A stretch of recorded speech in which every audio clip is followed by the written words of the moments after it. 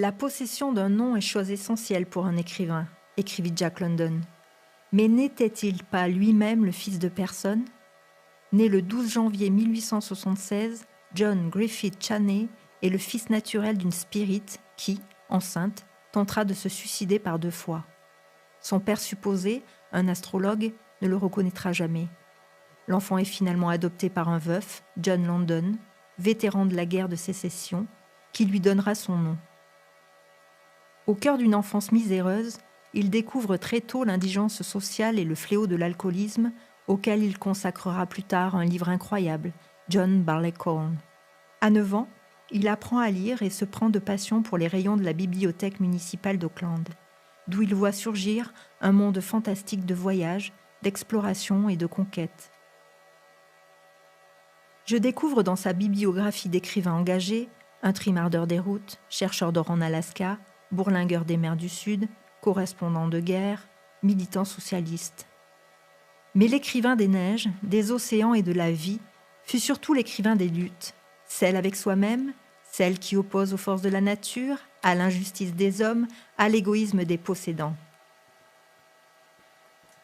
Rapidement, un sujet s'impose à mon esprit pour mon article.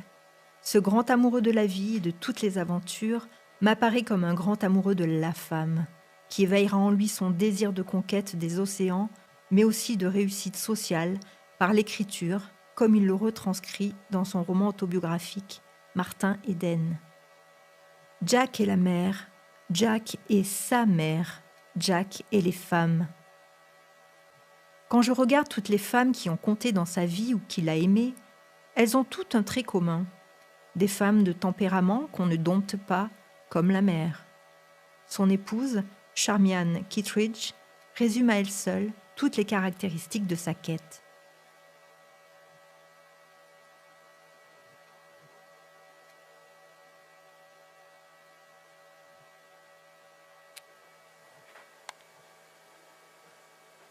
Je visionne sur le net quelques rares rushs de films tournés peu de temps avant sa mort.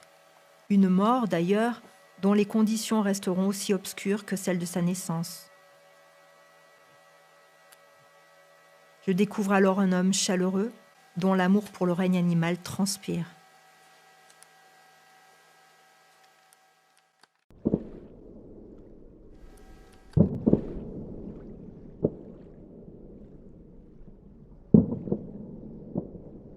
Il écrivit « J'aime mieux être un météore superbe plutôt qu'une planète endormie.